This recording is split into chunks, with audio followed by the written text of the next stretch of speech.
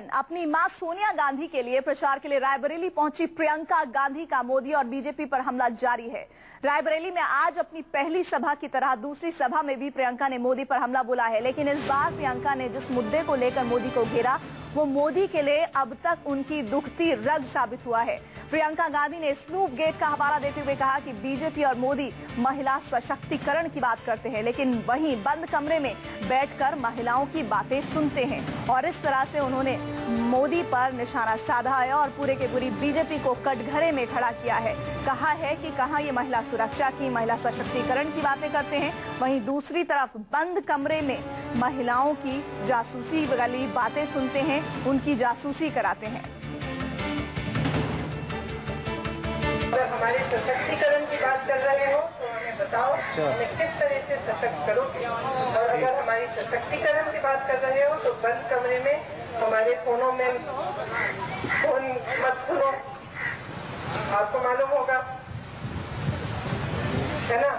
कि अगर ऐसे राजनेता हैं, नेता हैं आपके दल में जो गलत कार्य करते हैं महिलाओं के प्रति, उनको बाहर निकालो। महिलाओं को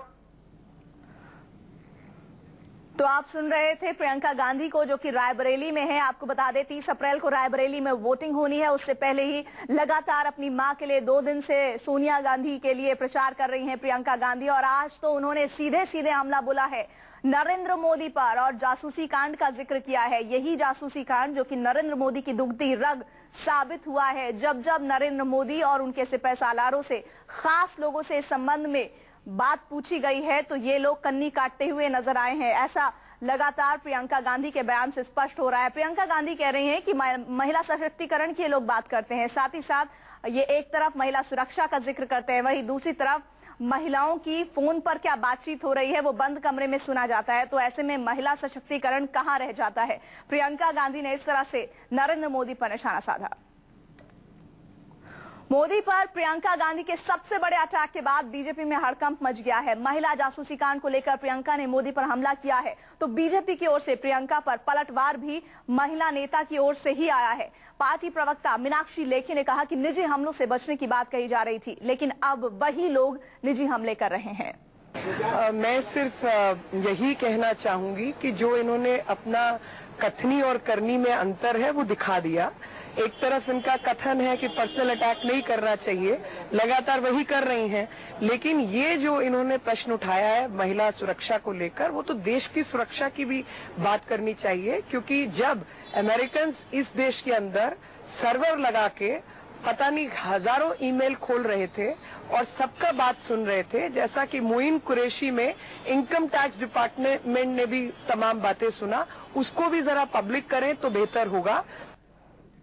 मीनाक्षी लेखी कह रही हैं कि निजी हमले नहीं होने चाहिए, लेकिन इस पूरे चुनाव के मद्देनजर अगर देखा जाए तो कौन निजी हमले नहीं कर रहा है, ये अपने आप में बहुत अहम सवाल है। इसमें बीजेपी भी पीछे नहीं है। हमारे साथ संवाददाता रमन जुड़ रहे हैं। रमन, फिलहाल ये हम बिल्कुल अच्छी तरह से समझते हैं कि प्रियंका गांधी रायबरेली में मौजूद है, अपनी मां के लिए प्रचार कर रही हैं। वो ये अच्छी तरह से समझती हैं कि उनके मुंह से निकला हुआ हर लफ्ज वहां की जनता के साथ साथ पूरे देश पर इम्पैक्ट करता है, और शायद यही वजह है कि उन्होंने जासूसी कांड का जिक्र किया है। बिल्कुल, देखिए कि रायबरेली और अमेठी में प्रियंका गांधी का प्रचार सीमित है, लेकिन जो भी जनसभा में, जो भी अपनी सभाओं में वो बात कहती हैं, अमेठी रायबरेली के अलावा पूरे देश की भी बात करती हैं। इससे पहले भी जब पहले दौर का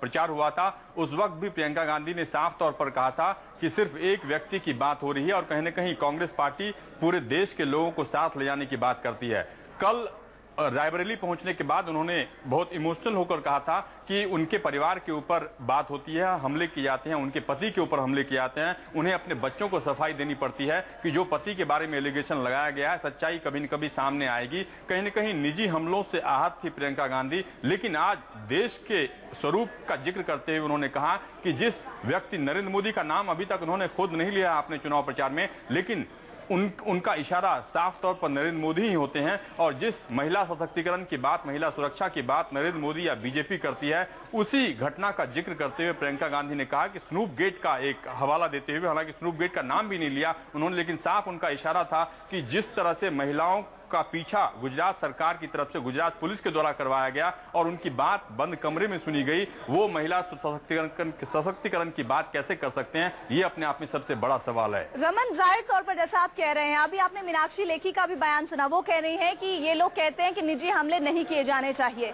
इस चुनाव में, चाहे नरेंद्र मोदी हो या उनसे ही जुड़े हुए तमाम नेता क्यों ना हो। शहजादे शब्द का वो इस्तेमाल करते हैं, जमाई राजा को लेकर व्यंग्य वो करते हैं, तो किस हक से मीनाक्षी लेखी ये कह रही हैं कि निजी हमले ना किए जाएं, इस तरह की भाषणबाजी, इस तरह की बयानबाजी ना दी जाए, क्योंकि कोई भी पाक साफ नहीं है। देखिए, मीनाक्षी लेखी के बयान में साफ तौर पर यह पता चल रहा था कि कहीं न कहीं प्रियंका गांधी ने जो बात उठाई है, जो मुद्दा उठाया है, उसका जवाब वो नहीं दे पा रही थी। महिला सशक्तिकरण के ऊपर उन्होंने कमेंट किया था प्रियंका गांधी ने, लेकिन